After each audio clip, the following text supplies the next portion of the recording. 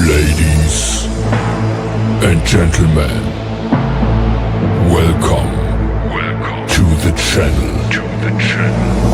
Please subscribe with notifications on.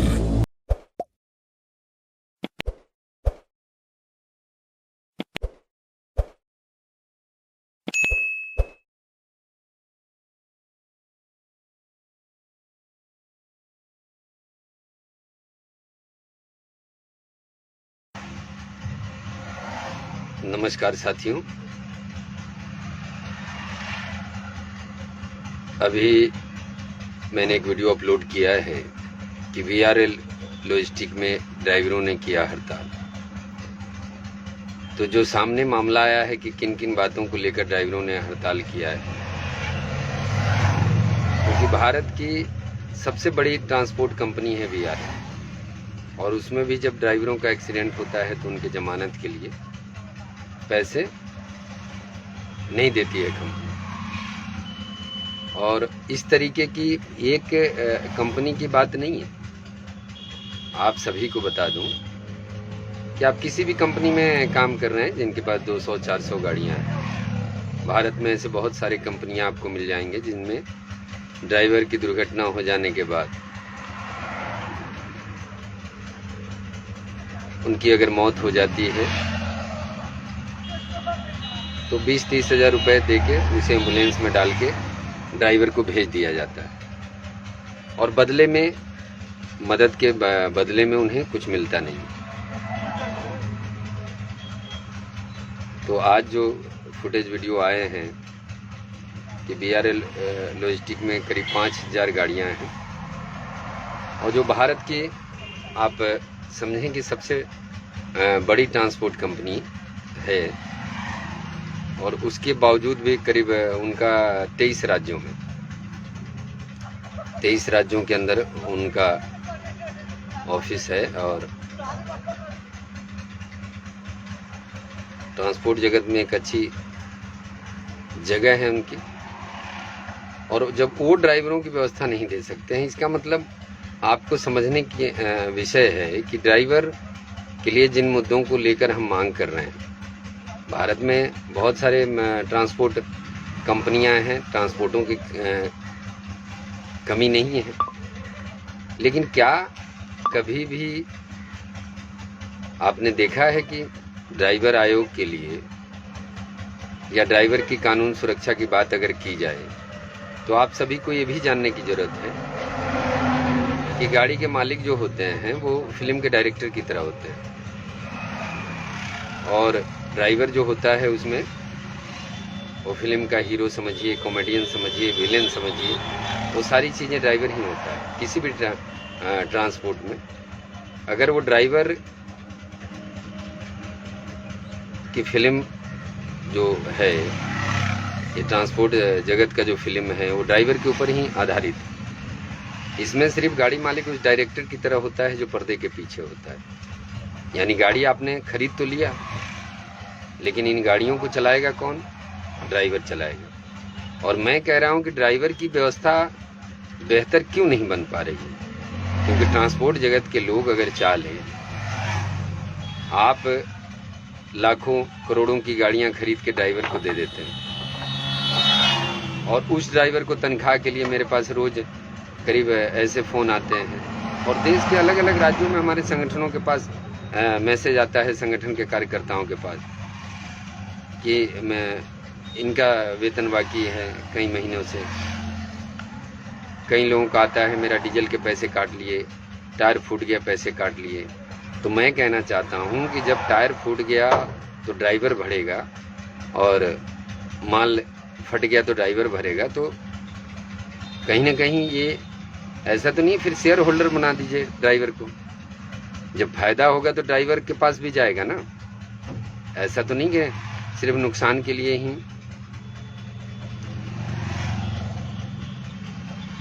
और तो ये जो चीज़ें हैं, क्योंकि इसमें सभी को विचार करने की ज़रूरत है, क्योंकि अगर गाड़ियां आप चलवाना चाहते हैं तो बिना ड्राइवर के तो चलेगी नहीं।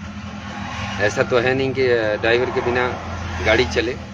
तो ड्राइवर के बिना जब गाड़ी नहीं चलेगी, और ड्राइवर को आप बेहतर रखना नहीं चाहते।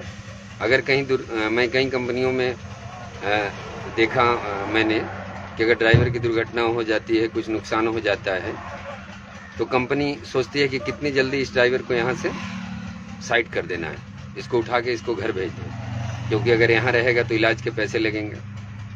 और ड्राइवर जब वहाँ से वो घर चला जाएगा तो एक ड्राइवर की स्थिति बन जाती है ऐसी कि वो घर जाने के बाद वो क्या हो जाता है आप समझ सकते हैं। क्योंकि जब आप काम कर रहे हैं तो आज इस महंगाई युग में एक ड्राइवर जो काम कर रहा है वो अपने बच्चे को अच्छी शिक्षा के लिए, अच्छी व्यवस्था के लिए वो कितना मेहनत करता है,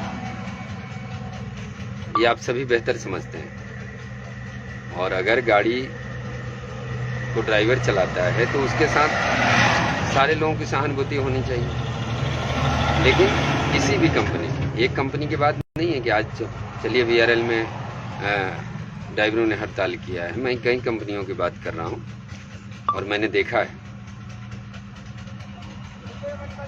बहुत सारे लोगों का कमेंट आ रहा है। और आप जो क्या इंग्लिश कुमार जी लिख रहे हैं, जो साथ मिलकर नहीं कर चलते हैं, तो आप जितने भी साथी हमारे जुड़े हुए हैं, अगर आप लोगों के कोई सुझाव है तो आप कमेंट में लिखें, मैं उस पर अपनी प्रतिक्रिया दूंगा। और इस सेक्टर को हम बेहतर कैसे बनाएंगे।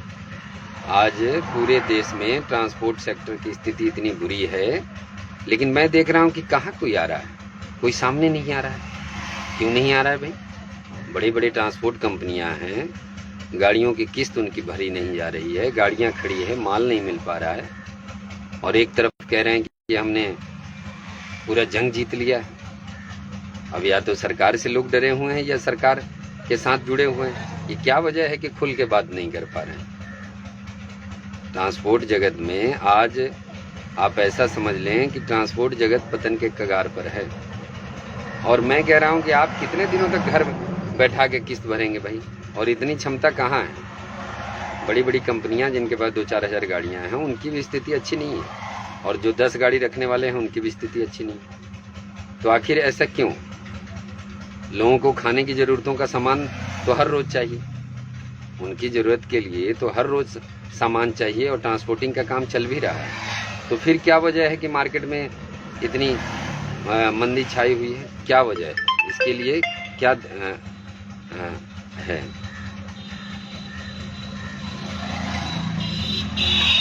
विनोद पाल जी लिख रहे हैं, सही कहे आप, एकता ही हमारी बहुत बड़ी पहचान है।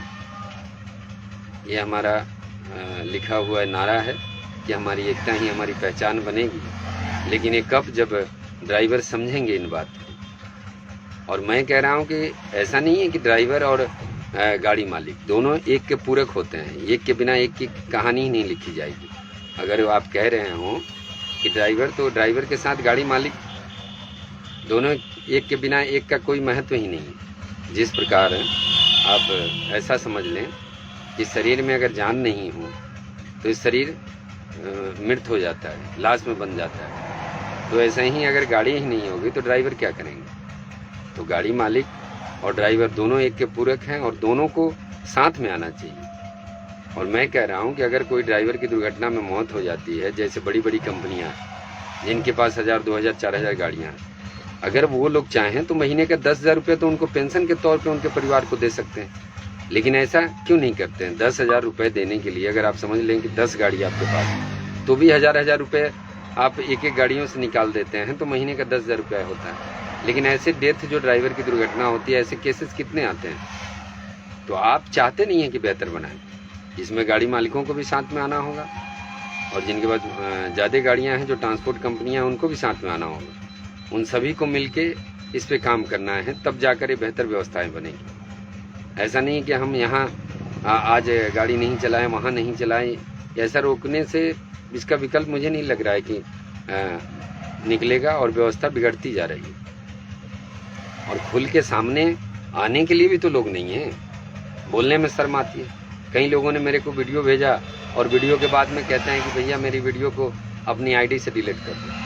अरे भैया, हमने आवाज़ उठाई है, सच्चाई को बताया है, और हम क्यों इसमें कर दें? और एक श्रीमान जी लिख रहे हैं क्या आप इसमें बहुत सारी सर अभी ड्राइवर एक होकर काम करेंगे और ड्राइवरों के साथ मोटर मालिक दे तो ही ट्रांसपोर्ट जगत में सुधार हो पाएगा। जी अच्छे बातें हैं, होना भी चाहिए। तो आप सभी के क्या विचार हैं, क्या कमेंट है? आप मेरे से जुड़े हुए जितने भी साथी हैं जो वीडियो देख रहे हैं,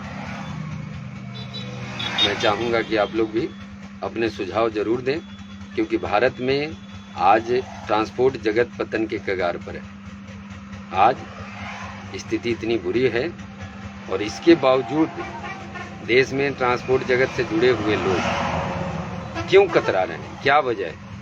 क्योंकि खुल के बताना नहीं चाह रहे हैं। जितनी बड़ी बड़ी कंपनियां हैं उनको सामने आना चाहिए, इस पर सरकार के साथ मिलकर विचार करना चाहिए कि आखिर ये धंधा, मैं कह रहा हूँ कि सारी चीज़ों की ज़रूरत है। हर एक सामान आपके घर में नहीं बनता है, वो किसी न किसी राज्य से आता है और हर राज्यों से गाड़ियाँ हर राज्य को जाती है, पहुँचती है। उसके बावजूद भी आखिर क्यों मंदी है, क्या वजह है?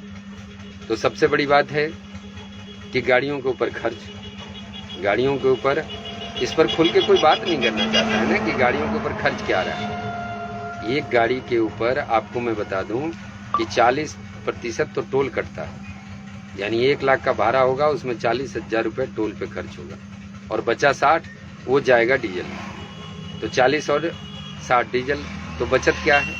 फिर बचत क्या आएगी गाड़ी? और ये बातें, ये बहुत बड़ी हो जाएगी मेरा लाइफ। तो अभी इस लाइव के माध्यम से मैं यही कहना चाहूँगा कि जो भी आप लोगों के सुझाव हैं इस कमेंट में ज़रूर करें। प्रकाश कुमार जी, मोटर लाइन से इतनी मंदी है कि गाड़ी चल पाना बिल्कुल मुश्किल है। जी, लेकिन मैं कह रहा हूँ कि बहुत सारे न्यूज़ चैनल वाले भी हैं जो ट्रांसपोर्ट जगत की बातें करते हैं, लेकिन उनके पास सिवाय गुमराह करने की इन मुद्दों पे कहाँ बात करते हैं, क्योंकि उनको पता है कि अगर हम सरकार से बात करेंगे तो यूट्यूब और फेसबुक सब चैनल मेरा बंद हो जाएगा। अब एलिगेशन तो बहुत सारे हम लोगों के ऊपर लगाए जाते हैं और मैं कह रहा हूँ कि आपके घर अगर ऊंचे बना लेने से देश बेहतर नहीं बनेगा। अगर मैं तरक्की कर जाऊँ और पूरे देश को कहूँ कि देश बेहतर बन जाए तो नहीं होगा। तो ये चंद उद्योगपति और बिजनेसमैन भारत में, मैं तो बोलना नहीं चाहता हूँ क्योंकि राजनीतिक मुद्दों पर अगर बात करूँ तो बात निकल जाती है, अब रहा नहीं जाता है। आज इस देश में ऐसा नहीं कि हम लोग अंधे हैं और हम लोग को दिख नहीं रहा। वो चंद लोग जो भारत को गुलाम बनाने में लगे हैं, भारत की जनता को गुलाम बनाने में लगे हैं, ये इनका पॉलिसी बन गया है, इन लोगों की ये व्यवस्था बन गई। जिस राज्य में चुनाव होगा वहाँ पूरा ये लोगों का गैंग वहाँ पहुँच जा रहा है और सिवाय चुनाव के इनको तो कुछ दिख ही नहीं रहा है कि यहाँ क्या व्यवस्था है। और आप ऐसा समझ लें कि वो चंद लोग ही ये पूरी व्यवस्था को चला रहे हैं और ये कह रहे हैं कि हम बेहतर है। अरे आप बेहतर हो, लेकिन क्या आम आदमी बेहतर है?